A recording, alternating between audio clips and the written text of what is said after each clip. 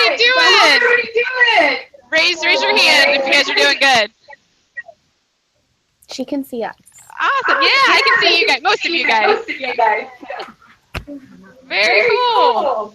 All right. So today we are going to talk all about birds. So birds are one of my favorite animals, and there are so many different birds that we have here in our state in South Carolina and all over the world. So today we're going to get to meet some of our birds here at the aquarium. And we're going to go in two of our exhibits here that are very different. And you're going to get to see some of the birds that live in two of our exhibits here at the aquarium. And then you're also going to get to meet one of our birds that we get to work with every day too. And so we'll learn a little bit about her as well. So first of all, to kick it off, what makes a bird a bird? Let's talk a little bit about that. What makes a bird a bird? So the first thing is that birds have feathers, right? So that's a big one, is that birds have feathers. They're covered in a type of feather. So that's a really big characteristic for birds. They have, when they are going to have babies, you guys still hear me? Are we good? Okay. When they're going to have babies, they will lay eggs. So they lay eggs. So that's another big characteristic of birds too, is that they have feathers, they lay eggs. They're also what we would call warm-blooded.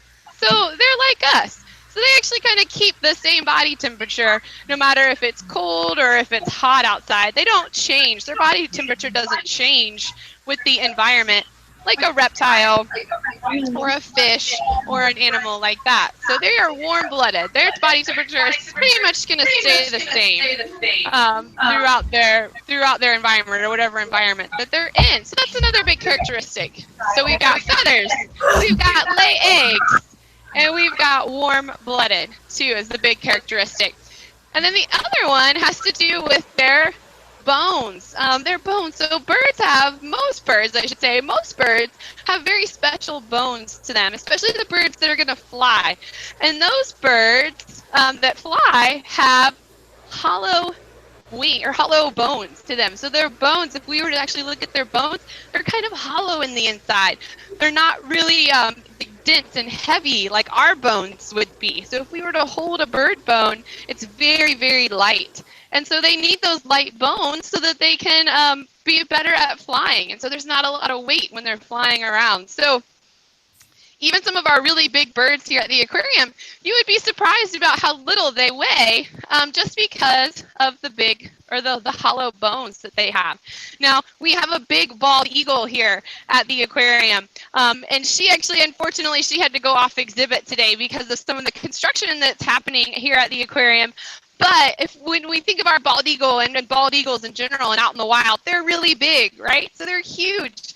But our bald eagle here at the aquarium, she only weighs about 7 pounds, 7 to 8 pounds. That's it. So she's a really big bird, but she doesn't weigh hardly anything. And it's just because of having all those hollow bones and those feathers too.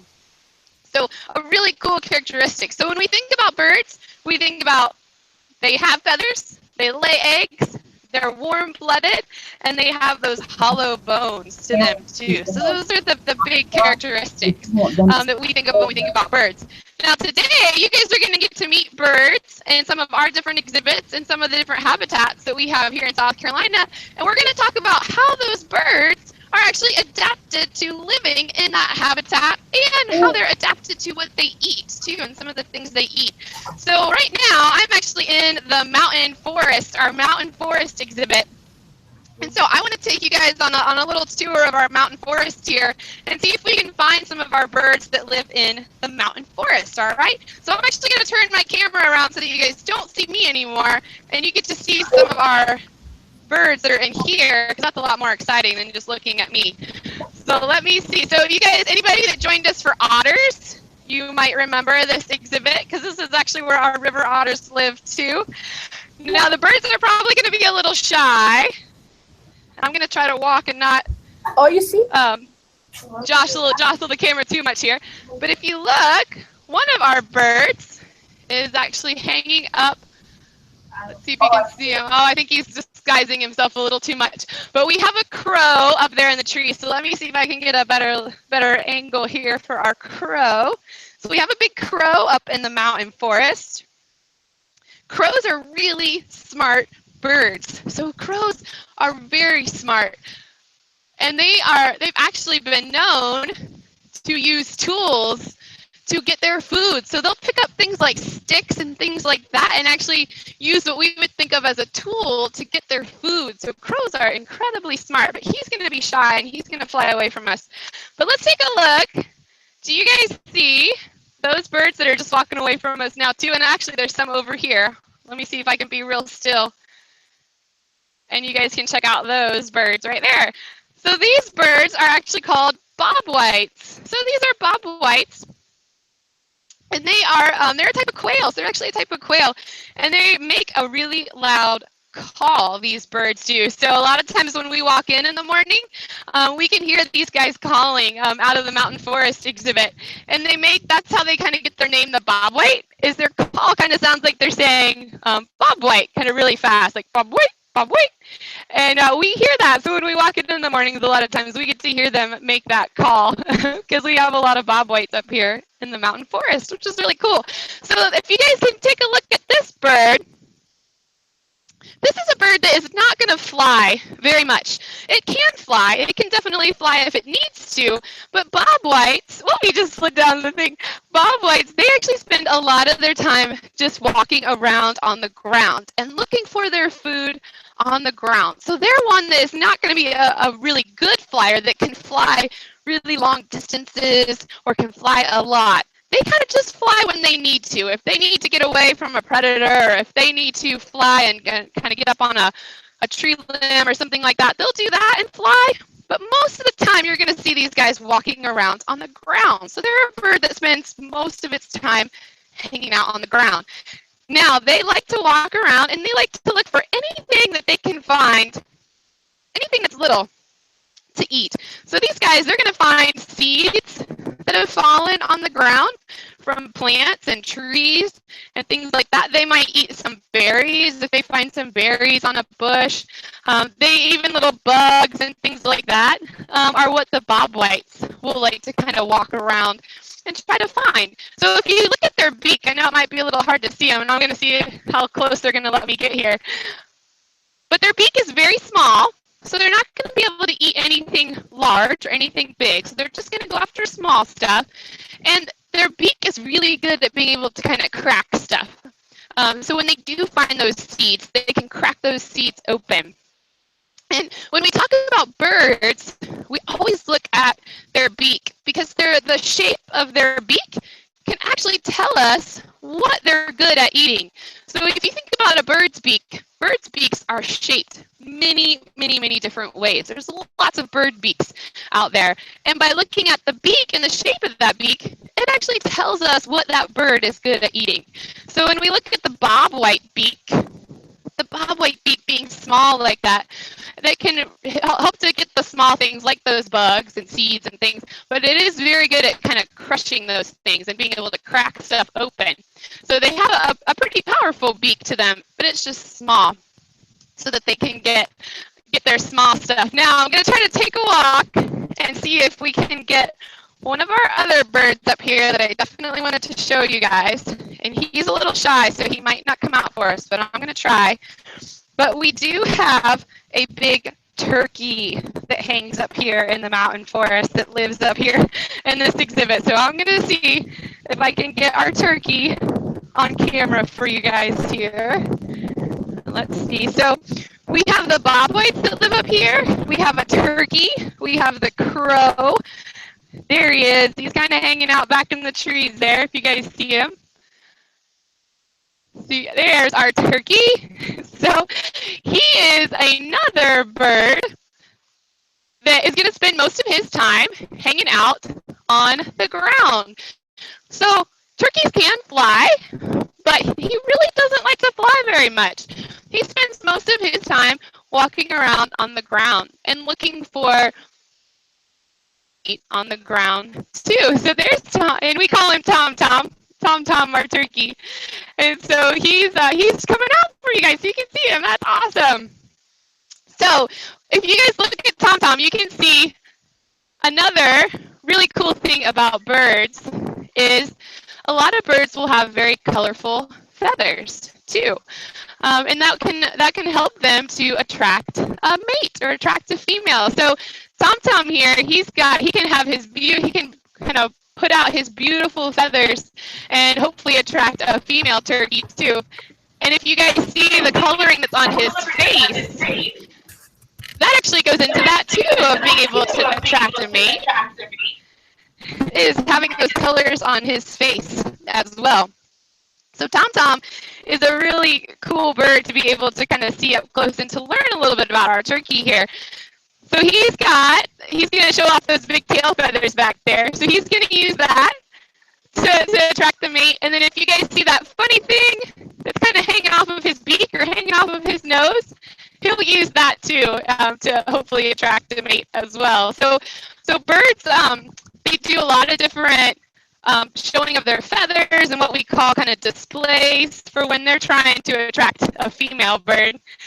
So we're going to give Tom Tom a little space here, let him walk around and check things out. So if you look at Tom Tom and you look at his beak, he actually has a beak that's pretty good for cracking open stuff too, kind of like the bobwhites that we were talking about. Now his beak is a little hidden by the thing that hangs off of it. So you can't really see it too well. But he likes to go around and he likes to hunt for bugs. If you look at his feet down there, let me show you his feet. He'll actually use his feet to dig in the dirt. So he digs in the dirt and tries to get bugs and insects that are living in the ground so that he can eat those. So he's very good at digging to get his food, but he also likes to eat things like berries and different types of nuts and things like that too. His favorite thing here at the aquarium is actually grapes. He loves grapes here at the aquarium, which is kind of funny, but that's his favorite treat that we give him here to eat. And actually what I'm going to do is I'm actually going to show you guys an example of what we feed the birds out in the salt marsh, out in the mountain forest here. So I'm going to show you guys. Tom Tom is hanging out. I think he's trying to guard his food. He might not let me show you guys here.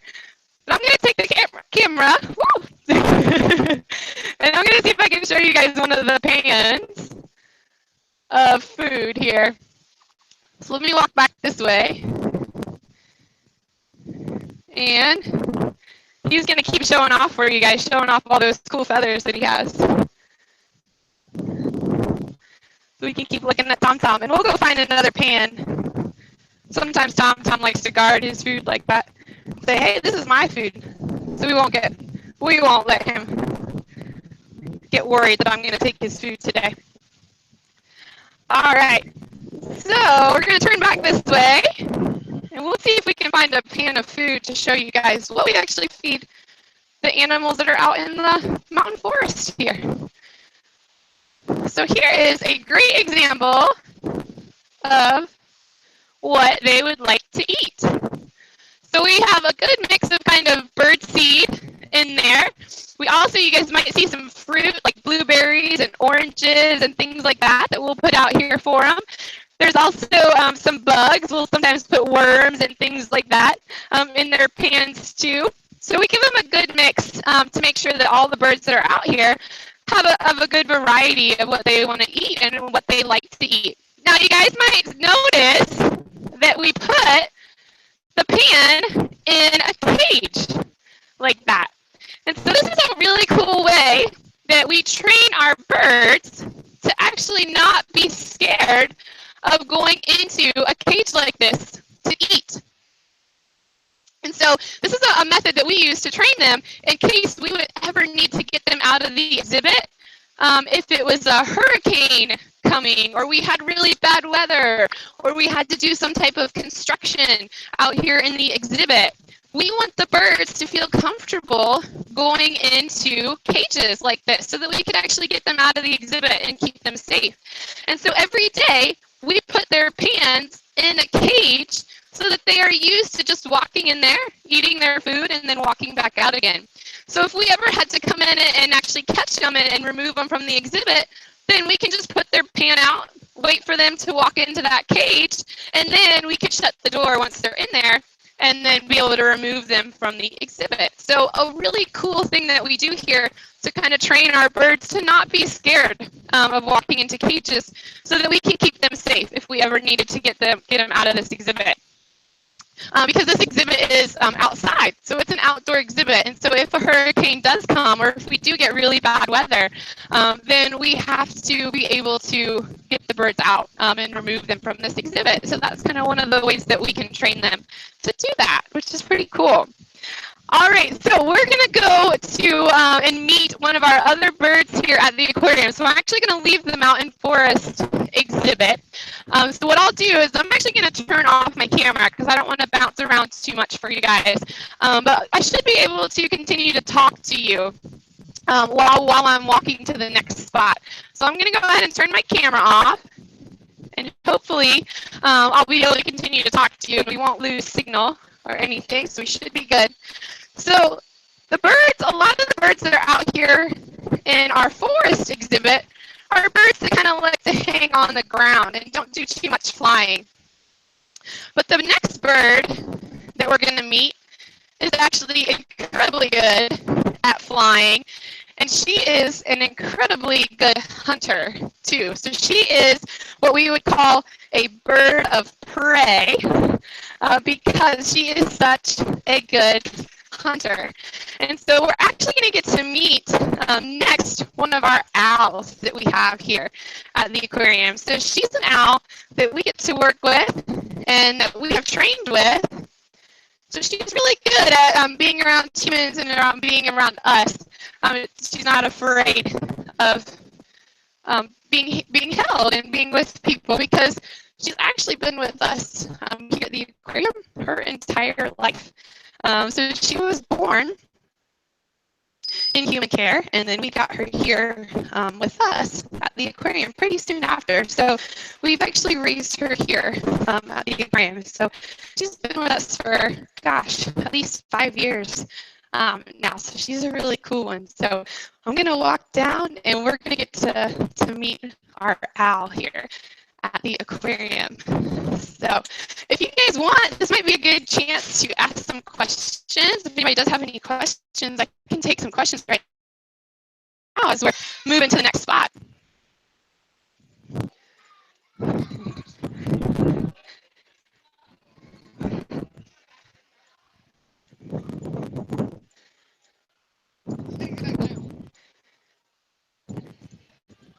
We have a question really quick, Beth. Yeah. How old is the owl? Did you hear that? I didn't, sorry. He asked how old is the owl? How old is she? So she's just about 5 or 6 years old. She has a birthday coming up this summer. And I believe she's going to be turning 6 this summer. And so in the wild, the bird that we're going to meet, the owl, she's actually would only live to be about 2 years old. That's it. She doesn't live very long in the wild. But in human care, like here at the aquarium, they can live to be 10 years or older. So she can have a much longer life when she's in human care as to being out in the wild. So she's about 6, so she'll be turning 6 right now. All right. Okay. We have a question. Can you hear me? Hello? Hello? It's muted. It's not muted. Yeah. It would be red. I can hear you. Oh, can you hear me? Sorry, I may have lost you guys for just a minute. Did you guys find any hurt animals? Birds? Yeah, we've taken a lot of rescue birds, and so the last that we'll see today, the birds that are in there, a lot of those birds have actually been rescue birds that are in that exhibit. And our eagle, like some of you guys may have seen before, she is a rescue. So she can't fly, our eagle. She is actually flightless, and so she would not be able to survive in the wild on her own. So she's one of the ones that we have here for that reason, since she wouldn't be able to survive on her own in the wild. So we do take in a lot of our rescue birds. I don't know if you guys noticed on the turkey, he actually has a foot injury. Our turkey has a foot injury, so he's also one he was actually born in human care too, but was born injured. Actually, was born like that, and so he's one that wouldn't be able to do well necessarily in the wild either. So that's why we have him here. So, all right, I'm gonna get our bird for you guys. Not the camera on back here. Excuse me, I have a question.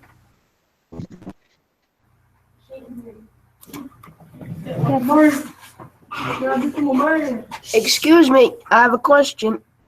It's on mute. No, it's not. It's on mute.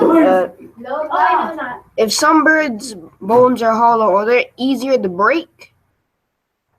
Or are they easier to get injured?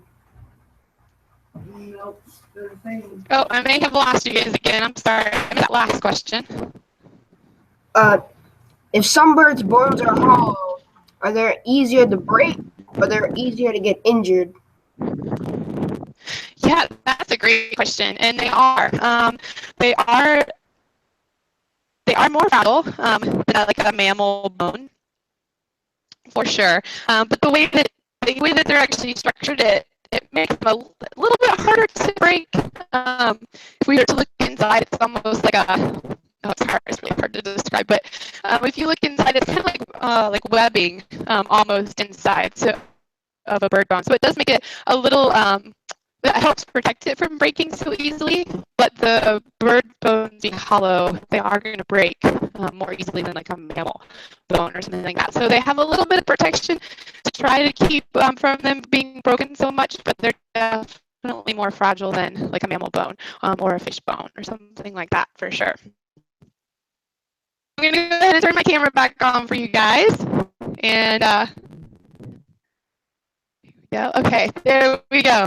All right, so I want you guys to meet is Pippin. Her name is Pippin, and she's like I said, she's been with us here at the aquarium pretty much since she was born. So she, as a little hatchling, when she first popped out of the egg, we've had her just since she's been a couple days old. And so Pippin here is a barn owl. She's a barn owl, and so it's a really common owl that we have here in South Carolina. So she's one we find pretty much one that with owls in general, you usually don't see them very much, and that's because of the time of day that they come out, right? So owls usually come out at night. That's when they're going to come out, and we call that nocturnal. So she's one that is definitely nocturnal. And so for that reason, because they do come out at night, we don't really see owls all that much. We might hear them. We have a better chance of hearing them than we do really seeing them because of the time of day that they come out, because of wanting to hunt at night. Now, Pippin, her schedule is a little bit different since she's here with us at the aquarium. And so she is awake during the day. But sometimes like when we get her out like this, but she definitely becomes more active at night. So she still kind of keeps that schedule of kind of sleeping a lot during the day and awake at night. But she's a little bit different since she does come out and work, and we work with her during the day here at the aquarium. So she will wake up for things like this and be awake during the day here since she's at the aquarium with us. But I can definitely tell you guys that she does get more active at night because I've actually spent the night with Pippin, believe it or not. So we've traveled with Pippin and taken her to schools that have been pretty far away from the aquarium, and we've gotten to spend it with Pippin.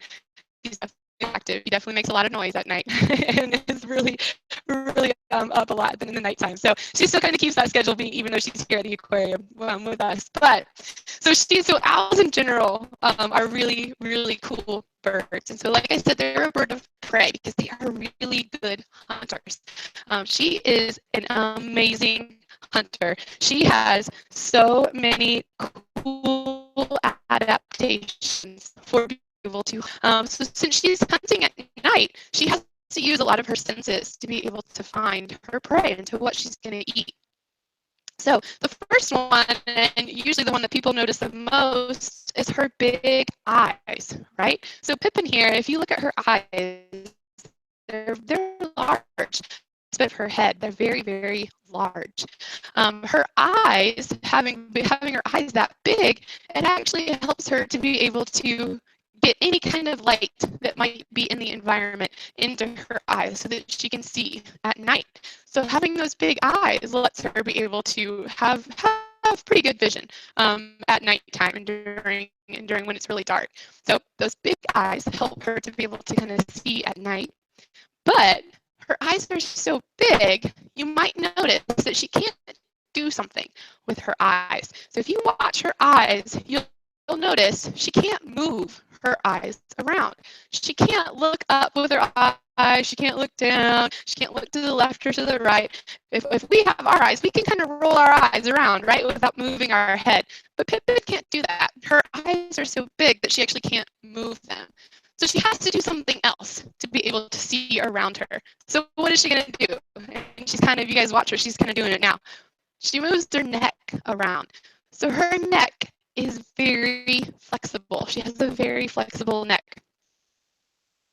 If you guys feel your neck back there, we have about 7 bones in our neck. So, and that makes us be able to kind of turn over our shoulder, but that's about it. Well, Pippin here, she has double what we have. So she has about 14 bones in her neck, and that makes her have a really flexible neck. So she can turn her head backwards if she wanted to. She can go 3/4 of a circle. So she could actually look over her shoulder. She could keep going and look backwards.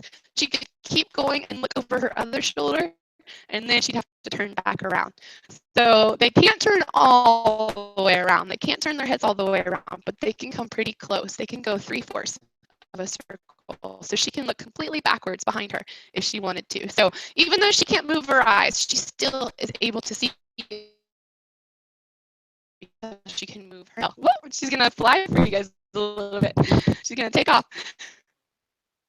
There, so she just right now what she did, she's showing off another really cool adaptation that she has for being able to catch her prey. So she can fly. She's a bird that would spend a lot of her time flying and hunting for food. So she likes to be able to kind of fly and soar above the ground and look down for her prey. So she's one that would kind of constantly fly and would constantly kind of checking the ground, searching for food. So she's a very good flyer. She's very good at flying long distances and flying for a long time.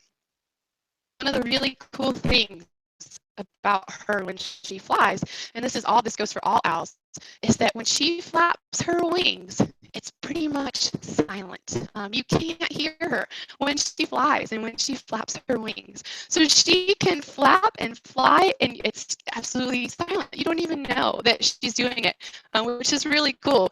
Other birds don't have that ability. Birds like eagles or hawks and things like birds like that, when they fly, they're pretty noisy. You can hear them. You can hear their kind of feathers rustling, and you can hear them flying. But owls, they have silent flight. And the reason for that is because of how their feathers look. And I actually want to show you guys the picture here. Owl's feather, really, really, really close. It has these little kind of teeth along the feather. And those teeth actually are what silences the air as it passes through the wing. So when that air hits her wings, it's pretty much muffled. The sound is muffled when she hits her wings. So I'm going to show you guys, I'm going to get her to flap her wings here, just so you can see how long her wings are compared to her body, and to show you that kind of flapping motion. So when she does that, when she flaps her wings like that, we can't hear it at all. It's completely silent. So that's one of the big things that makes her an excellent hunter, is when she's flying, her prey can't hear her. And so she can sneak up on them, she can fly right down at them, and they don't even know that she's coming most of the time because she's so silent when she does fly. So she's going to use those eyes to try to find her prey and to look for her prey. She's going to use that flight to be able to sneak up. She also uses another really be able to find her prey, and that is her sense of hearing, how she hears. Owls have excellent hearing, especially barn owls. Barn owls have some of the most amazing hearing of all animals, and so it's really cool. So if we were to actually look at her ears, and you can't see them now, right? If we look at her, we don't see her ears. We actually have to kind of move the feathers away. So her ears are actually kind of buried under her feathers, but she has an ear at the top of her head on one side and at the bottom of her head on the other side. She's going, what are you doing with your fingers? So she has an ear on the top and an ear below. So she has one high and one low. And so that helps her to actually be able to hear sound above her and hear sound below her. So she can actually pinpoint exactly where a sound is coming from. In a completely dark room, no light available whatsoever, barn owls can find their prey almost instantly just because they can hear it so well and hear their prey moving around, and she can know exactly where that prey is. So they have excellent hearing too. Really, really, really good hearing. And it's just because of where her ears are located. So they are pretty big. The openings are pretty big, but it's having that ear above and an ear below that helps her to really figure out where her prey is coming from. And then her face kind of helps with that too. If you guys look at her face, it's kind of rounded. It kind of looks round, almost like what we think of as like a satellite dish. And so she can use that, her face, to actually kind of collect the sounds too and really get it to hit her ears. So she's excellent hearing. So when she's looking for prey, she's mostly going to use her eyesight and her hearing in that silent flight to sneak up on it. Now, when she finds her prey, when she finds something that she wants to eat, that's when she's going to use these down here. Those feet, her feet that she has, incredibly sharp nails too on her feet, and we call those talons. Those are called talons. And so when she swoops down to pick up her prey, like a mouse is a really good diet for an owl, or a really good food item for an owl. She'll also go after things like moles. She might go after small rabbits, squirrels, animals like that. So she's going to swoop down and she's going to use those talons. She's going to use her really powerful feet to actually grab on to her prey. So she'll catch it with her feet first, and she'll use that to hold the prey, and then she'll go fly. She'll fly to a tree branch, or she'll fly to somewhere where she can land with that prey, and that's when she'll start to eat it. And that's when she uses that nice beak that she has right there. And it might be kind of hard to see on Pippin because her beak is kind of hidden a little bit under the feathers, but she has a very curved beak and it's very sharp. Her beak is incredibly sharp and it's very good at being able to tear her prey into pieces. And so she'll just kind of tear little pieces of the mouse or the mole apart, and that's how she eats it. So we kind of say that her feet are like having a fork.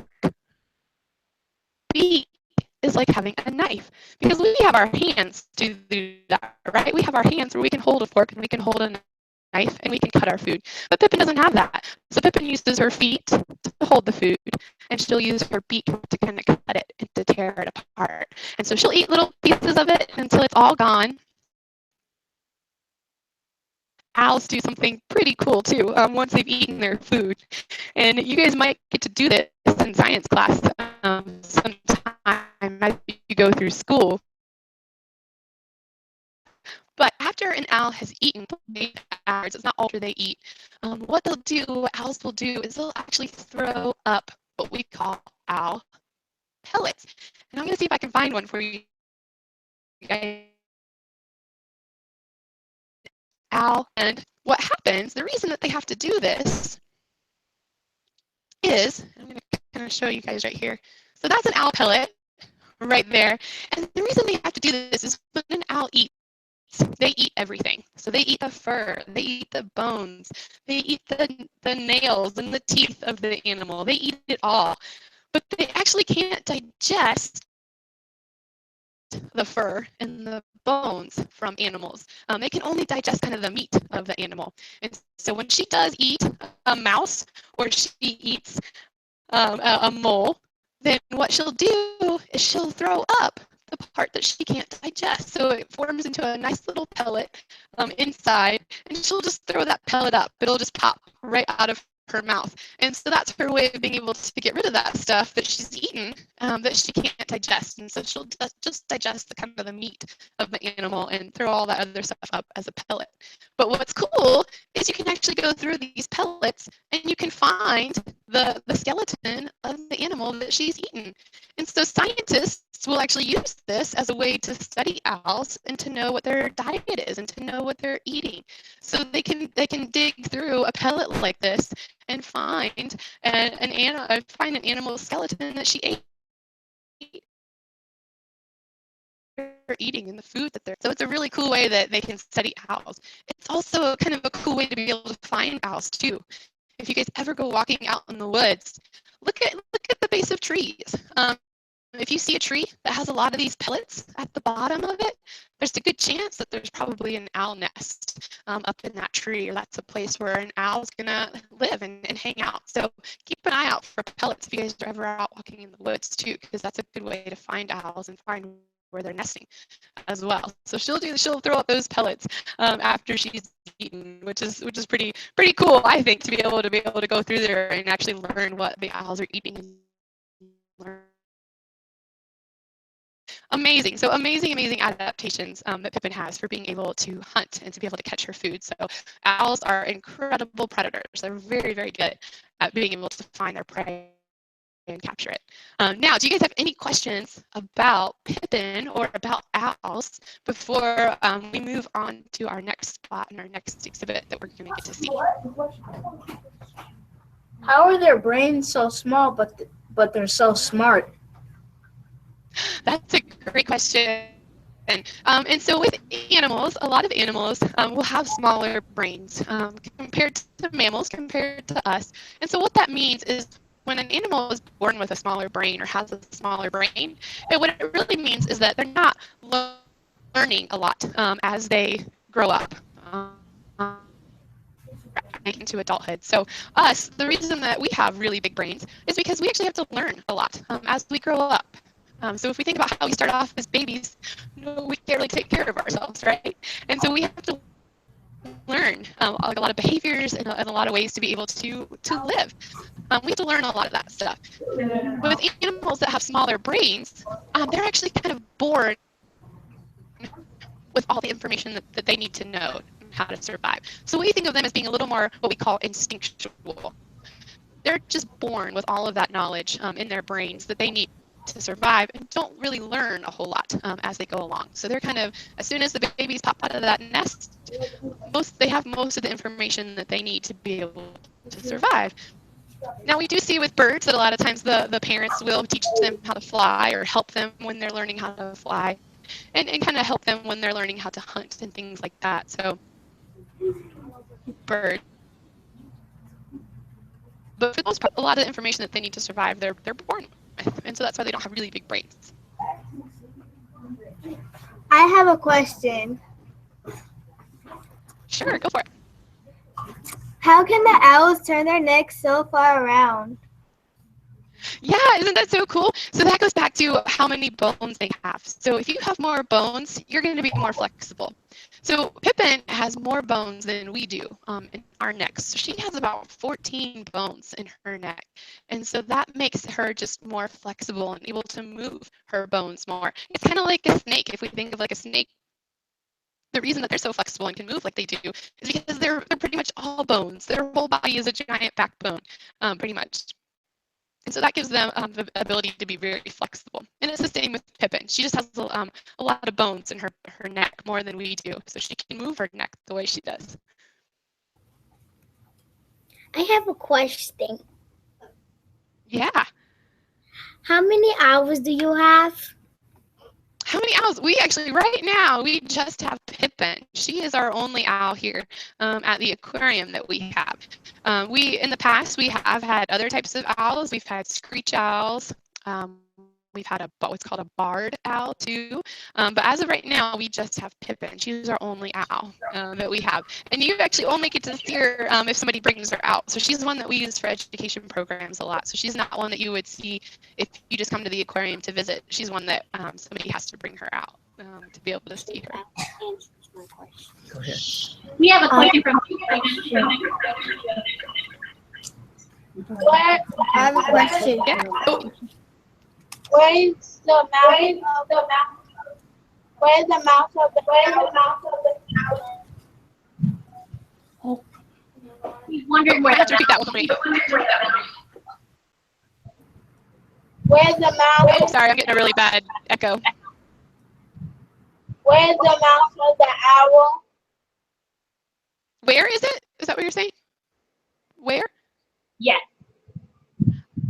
Yeah, so it's actually, I know it's a little hard to see on Pippin here, but it's actually, I'm going to try to point to it. I don't want to get my finger too close, but it's, oh, no, she's not going to turn. It's right in the middle, it's right below her eyes. So it goes right there, and that's that really hook beak that she can use to tear that prey. So it's right in the middle of her eyes, down a lot. Right where my finger is right there. That's where her beak is. It really does. It kind of blends into her face a good bit, so it's a little hard to see. Go ahead. I have a question.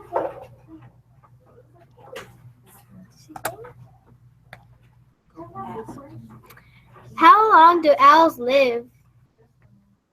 It depends. So they don't have really long life. It's actually pretty hard for them to live in the wild. They're constantly having to hunt for their food. They do have predators out in the wild too. Actually, bigger birds, believe it or not, will hunt owls like eagles.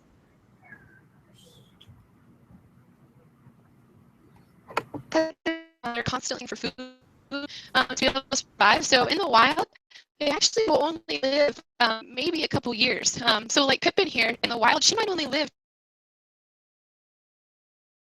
about that. Aquarium, since we're taking care of her, she'll live to be a lot older. So she'll probably live to be about 10 years old, maybe more. I have a question. But, when they're in human care, they'll live longer. I have a question. What are birds' predators? I don't think it's one too. I think it's just on me. What are you looking at? Hi. I have a question. What are birds' predators? She's not hearing. Yeah, so with owls, when we talk about owls, a lot of their predators are actually bigger birds.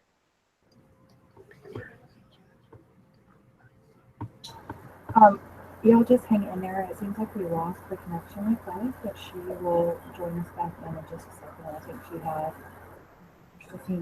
a delayed connection. So just give her just 1 minute before she comes back in. I'm really sorry about that.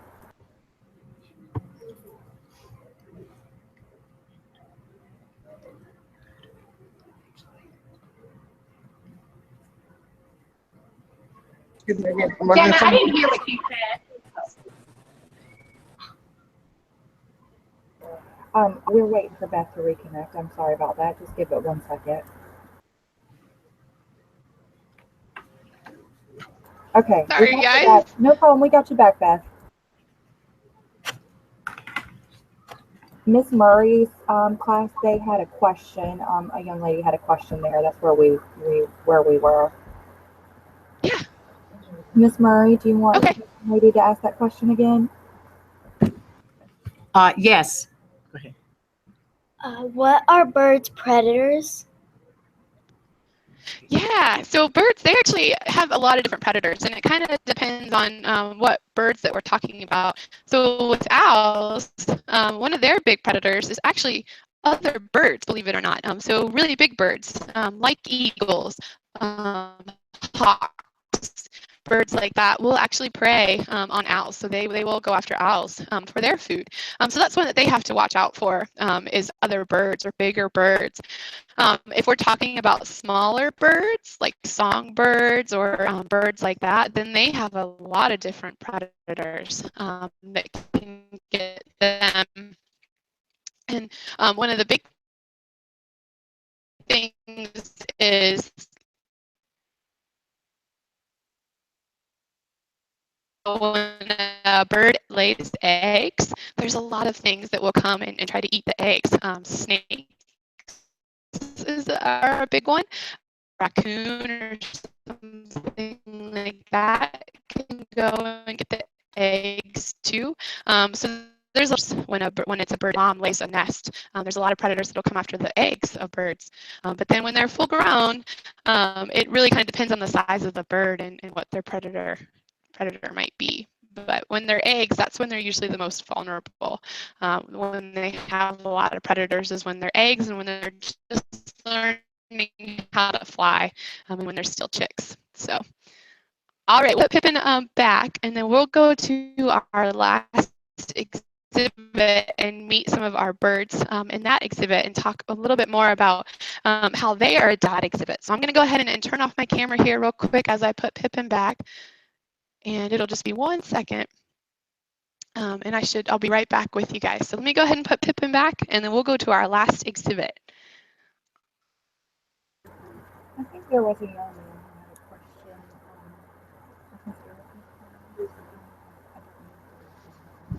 Beth, while you're putting her away, can you answer one question? Jennifer, can you hold on, please? This young man has been waiting for a question for quite a while. So could you mind holding just 1 second? Yeah, I think so.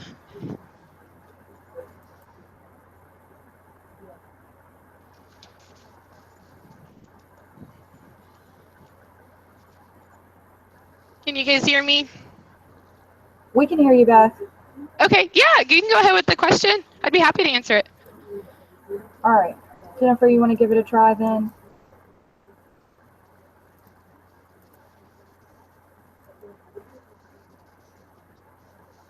Am I losing you guys? We can still hear you guys. Jennifer, Okay. Jennifer Tran, do you want to have your students give it a try? She asked if owls are smart. Yeah, so definitely. So it's kind of like what we talked about with the size of their brain. So they are definitely smart, and they have all the knowledge that they need to be able to survive. But they don't learn a whole lot as they grow like we do. So owls and birds in general, they're just kind of born with all the information that they need to be able to survive. So that's see them having like really big brains. But we would definitely consider them smart because they're able to survive in their environment and be really good at hunting and taking care of their young. So they are smart for what they need to be able to do to survive out in the wild, for sure.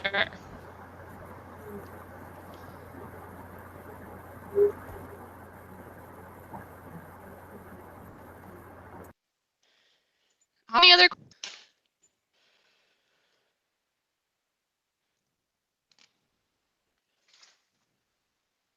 All right. Well, we'll go up to our last exhibit then and let you guys meet the owls that are the birds that are up there in that exhibit. So I'll keep my camera off just a little bit longer, just so I'm not bouncing around for you guys as I walk up to that exhibit. And we will talk about some of the birds that live up there. All right. So the last exhibit that we're going to go to is our salt marsh exhibit.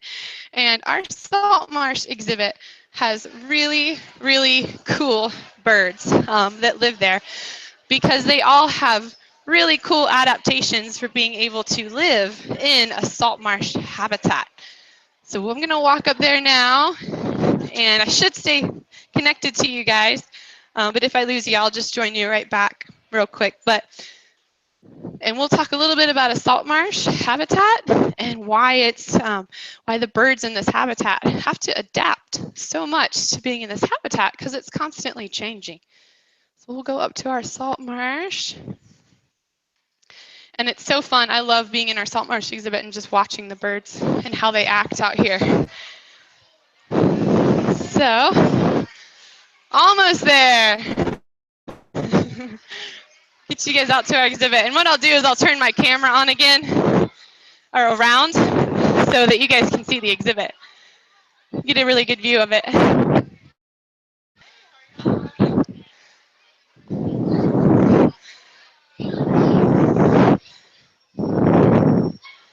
All right.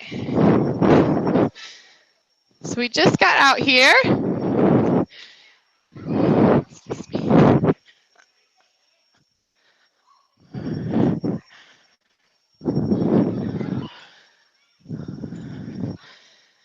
All right, guys, so I'm going to turn my camera back on.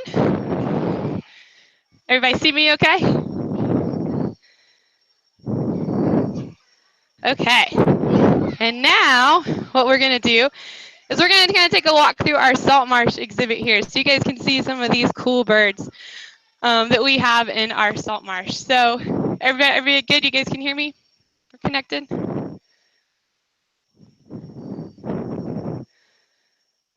You're good. Okay, thank you.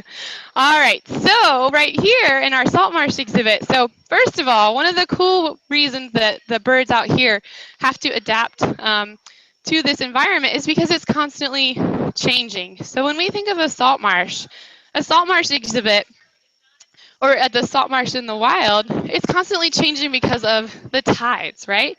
So we have the tides that come in a salt marsh. And so it can be high tide or it can be low tide. And that will really change the condition of the environment. So when it's high tide, that water, that salt water is going to flood in and it's gonna pretty much be flooded. It's gonna be kind of all water.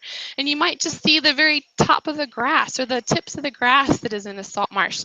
So those birds that live in a salt marsh habitat, they have to adapt to that high water and being in that high water, or they might have to leave and then come back when it's low tide. And then when it is low tide and that water starts to leave, it can be almost completely dry and it's just grass and mud that's left. And so the birds that live here, they have to adapt to those constant changes every day of having a high tide and a low tide and that water flooding in and flooding out.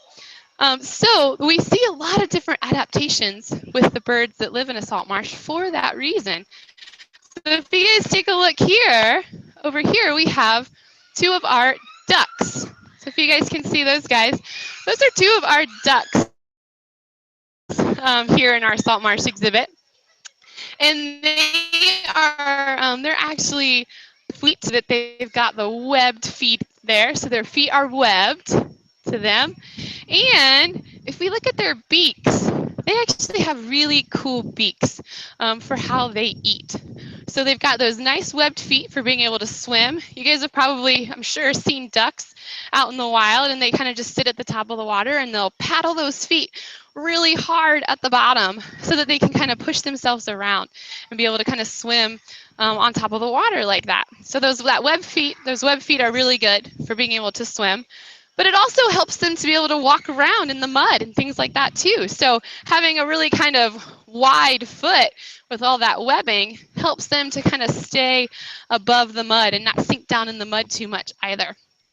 So those webbed feet help them to walk around in the mud, but also help them to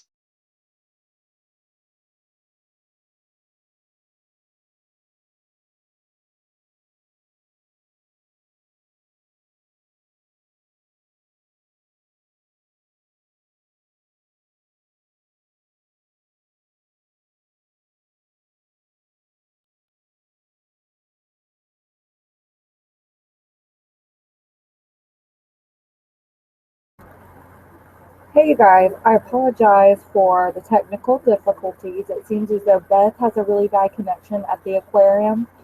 We have about 5 minutes left, so I know she'll join back in and then pick up where she was. Okay, Beth, are you there? Yeah, sorry guys. No problem. I'm going to turn it back to Okay. you. Okay. Now I'm going to turn my camera around here one more time. All right. Let's see. There we go. Okay. So we've got our ducks that are hanging out there. And so really cool adaptations that they have for being able to swim in the salt marsh and to be able to get their food. So what they'll do with that beak, like we were talking about, they'll kind of strain stuff out of the water. So they'll take a scoop of water and they'll strain out bugs. They'll strain out little pieces of plants and things like that. And that's what they'll eat. So they kind of have like a strainer almost with how they'll actually get their food and how they'll actually eat. All right, now I want to show you guys, we'll kind of take a good view of our salt marsh here.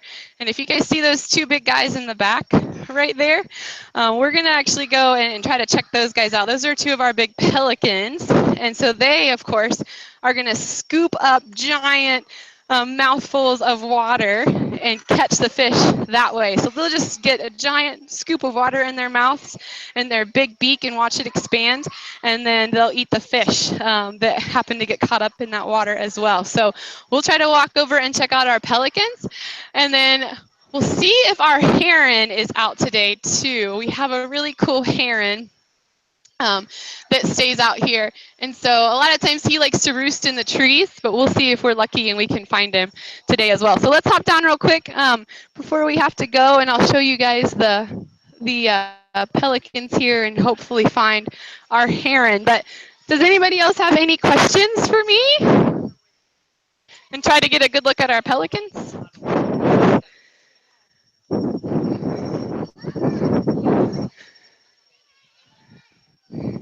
All right, so check these guys out. So these are our two crazy pelicans here at the aquarium. And so like we were talking about earlier with the rescue birds, these are actually two rescue birds that we have here. So they both had, they were tangled in fishing line and had damages to their wings. And so they can't fly anymore. So they're actually flightless. So that's why they're here with us at the aquarium. But so pelicans are amazing, amazing hunters, amazing at being able to dive into the water and scoop up the water and get that fish right there too. So they actually have pretty good eyesight because they'll fly above the water, look for the fish, and then dive down really fast and scoop up that water and get the fish. So their beaks expand. So they have these really cool beaks that will expand really big to get that water in their beak and to be able to get that fish too. Now, if you guys see the other bird that's kind of in front of them, that's one of our herons. And he is one of my favorite birds to talk about because of how he hunts. So if you guys look at our heron, if you guys can see that beak there that he has, he's got a really, really sharp beak. It's very long and it's very pointy. And he will actually use that beak to spear fish, to actually spear fish. So he'll hunt, he'll use those really tall legs that he has to actually stand above the water and look into the water. And when he spots a fish, he will actually spear it with that really long beak that he has.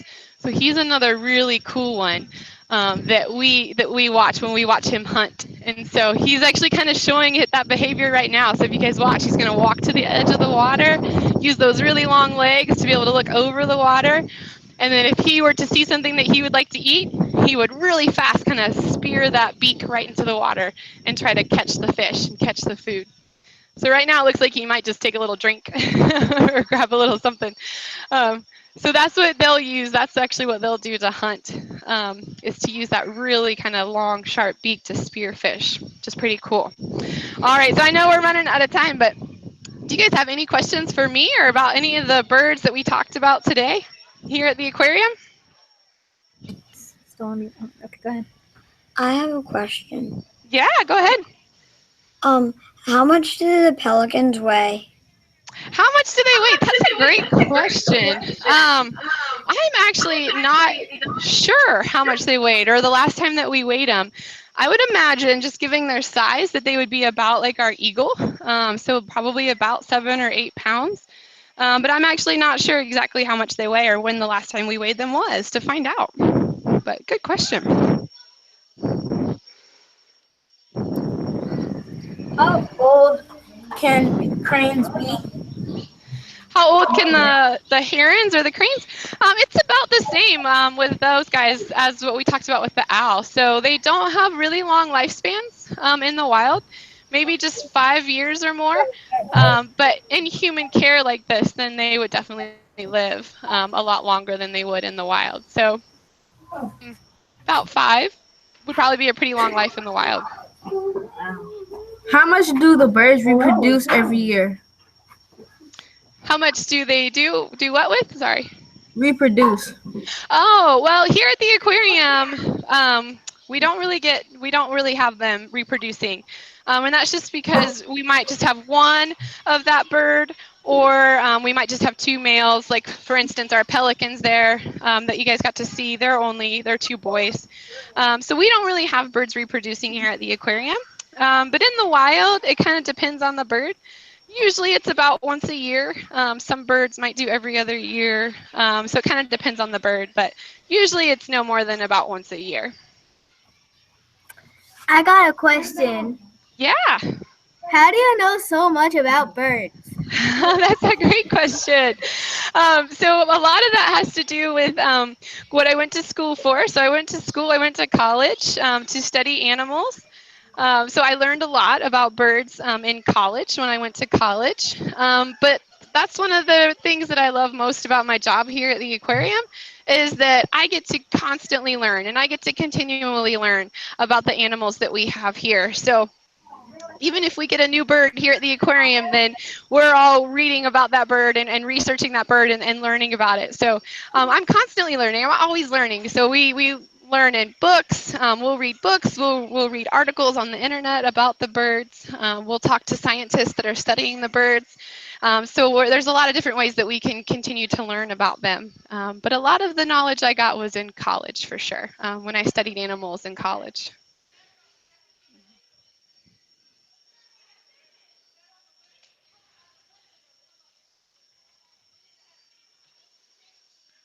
All right, anything else? Cool. Well, it was so much fun talking to you guys today and showing you some of the birds that we have here at the aquarium. I think we might try to do one more session before the school year is over. And hopefully we might get to show you guys our new sea turtle exhibit that's in the works right now. So it should be open in about a month. So we're all really excited here at the aquarium for our new sea turtle exhibit. And hopefully we'll be able to show you guys that. So we might be able to do one more session before school is over. But it was awesome talking to you guys about birds. I had so much fun. I hope you guys learned some cool facts about birds, and you guys have a great rest of your day. Have fun. It's Friday. If you will wave by Miss Beth, she can see you. Yeah. Bye, guys. Have a great weekend. Thanks, Miss Beth. Take care.